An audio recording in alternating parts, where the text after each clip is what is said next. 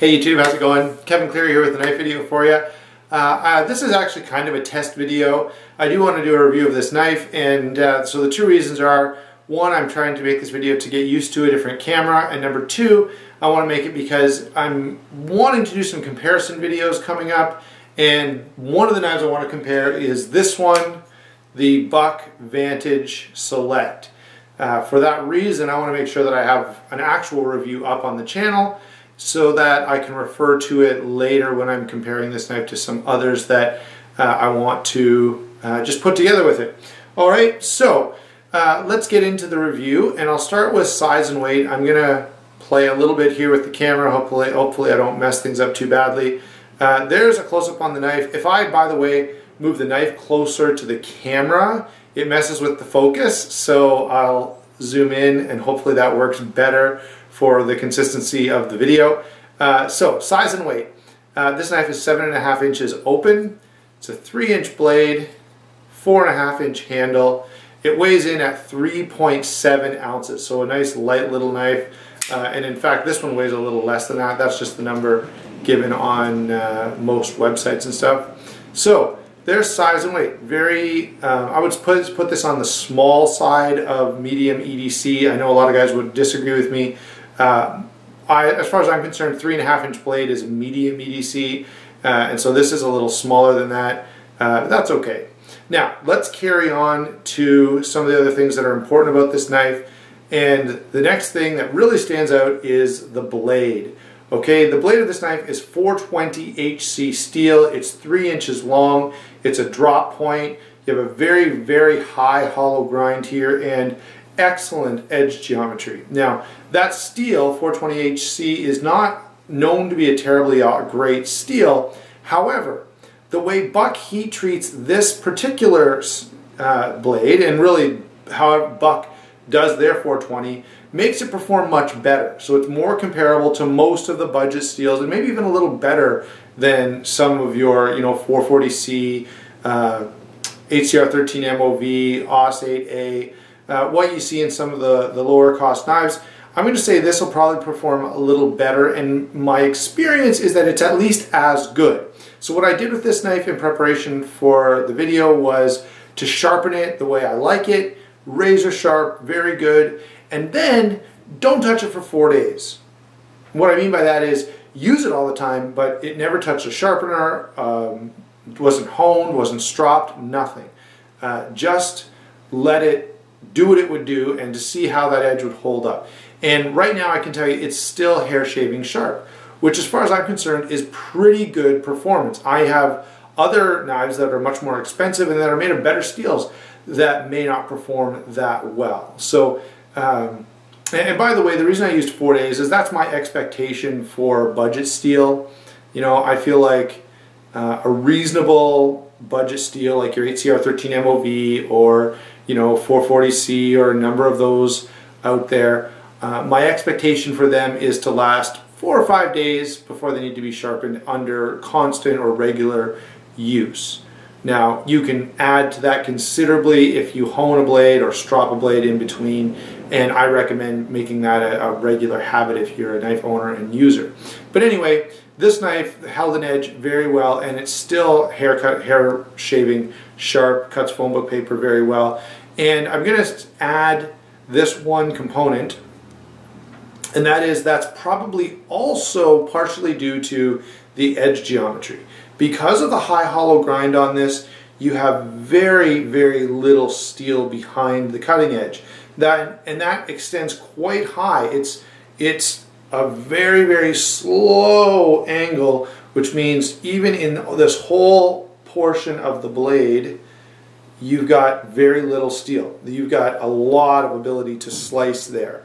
Okay, so this knife excels at any kind of slicing task. In addition to that, for the last 4 days, I purposely used it for everything I could think of, both to try and get it to dull in a little bit, and to kind of test how well it held up. And in terms of EDC tasks, you're hard-pressed to find a better blade shape than this. And I've made that comment before about similar knives, like the Ontario Rat Model 1 or the Utilitac, which both have sort of this slight recurve, well, no recurve in the Rat 1, but very, standard drop point with a bit of belly near the tip. So this is a very good everyday carry blade shape. All right, now deployment is good via flipper or thumb hole, and that is, both are quite good for right side. Now I will say from the left hand side, the liner lock interferes a little bit with getting your finger into that deployment hole. However, flipping still works just as well. Now I have noticed a couple of guys commenting on the fact that this is maybe not a great flipper. That's really not fair, because what it is, and other videos have made this point as well about different knives, you can't use this flipper the way you would use, say, my Zero Tolerance or my CRKT Fossil or other flippers that you're used to. It's not a push flipper, it's more of a light switch motion. And so if you put your finger on the top of the knife here, slide it, well, let's try that again, slide it down with a little bit of force, you can see it opens right up. And the same is true if I switch hands.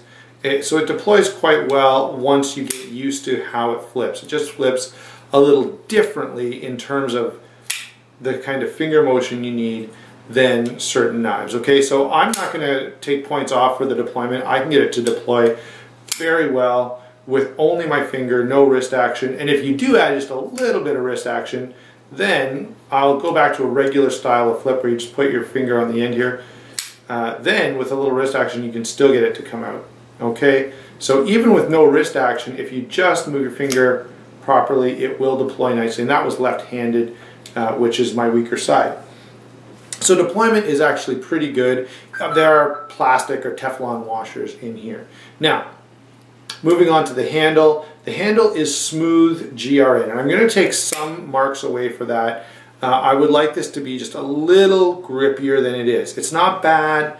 But in a really dire situation, you've been in a car crash and the water's pouring into the car and you got to try and cut a seatbelt, those are the times where you need a knife that's got some grip to it, okay? And this doesn't have as much as I would like it to have. Otherwise, it's great, very comfortable. You can do a lot of cutting with this and have no issues.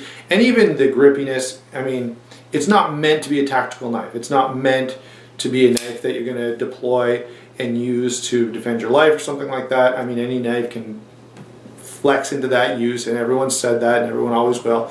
But this is more for EDC tasks, and so it's a fairly smooth handle scale. It is GRN, which is glass reinforced nylon. I may have already said that. The pocket clip is good. Goes in and out of pocket easily, retains just the way you'd want it to. And I really like the way, I like knives, there's a number of blades that do this. My Otanashi does it, a number of others. Let's see, I'm going to try to zoom in here again since I've got that new power. You see a couple little screws here, take those out, flip to the other side, and so it can be left hand, right side, tip up only. Okay, sorry about that. So there it is again. That's the general overview of the knife. Oh, by the way, stainless steel liner lock does have good lockup. I'm trying to fight the temptation to move closer to you. I'm trying to use the camera, because when I don't do that, when I move closer, it messes with focus. So there it is. There's the liner lock. You can see the lockup is quite good. And by the way, this liner lock is thicker than a lot of bigger, more expensive knives. So, I think that's a pretty good move on Buck's part, putting this liner together the way that they have. No lanyard hole of any kind, and not really any reasonable or viable option for putting one on. So you really, if you're one of those guys that has to put a lanyard on every knife, this is not going to work at all for that. Overall, the things that I can see this knife being good for are, one, the way I use it, which is to carry at times and places where I don't want a bigger knife, or I'd like something that's capable but isn't going to upset anybody. And so if I'm going into a situation where I'm fairly certain I'll be using my knife and I'm going to be around a bunch of people, this is one of the knives that I may bring with me. Because this knife is not going to upset anybody.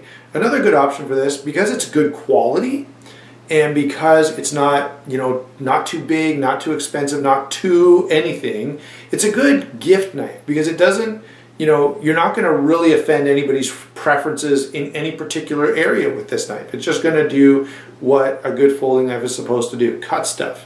And so that's the other thing. The other nice thing about this is because it's a budget steel, it's a little softer, and that means a new knife user is going to be okay sharpening it.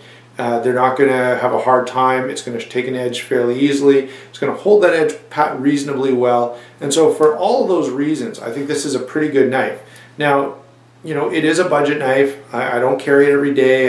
You know, I'm not going to try to claim that it beats, you know, my Benchmades or Zero Tolerances or, you know, high-end Spydercos or anything. You know, I'm not claiming anything like that for it. But what I am claiming is that for the cost, which is about $20 to $25, this is an excellent, excellent everyday carry knife. And if you're someone who, you know, just wants a reliable knife that you can use at work or whatever, wants to carry a pocket knife, this is a pretty good starting option. If you're just starting a collection maybe, and you'd like one example of a buck knife, and you'd like maybe a, you know, somewhere to get started that's at a moderate level of quality, you're not just buying a piece of junk, again, this is a great knife.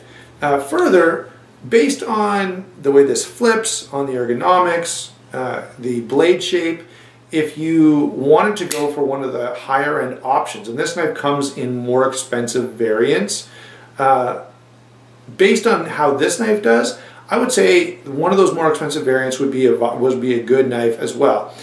I prefer a longer blade, a larger blade shape, so I probably won't be adding any of those. But maybe you don't need that extra blade length. Maybe you really like a 3-inch knife. And those more expensive options that are in S30V and have the G10 scales and stuff like that, they're probably good options for you. All right, so there you go. That's my take on the Buck Vantage Select. I hope you enjoyed watching, and I hope you can bear with me as I, you know, go through the learning curve of getting to deal with this new camera and what it can do and can't do, and how I have to move in order to make it work for me. All right, so there you go. I'll give you one last look at that knife. It is a pretty nice blade. Thanks for watching, and I'll talk to you later.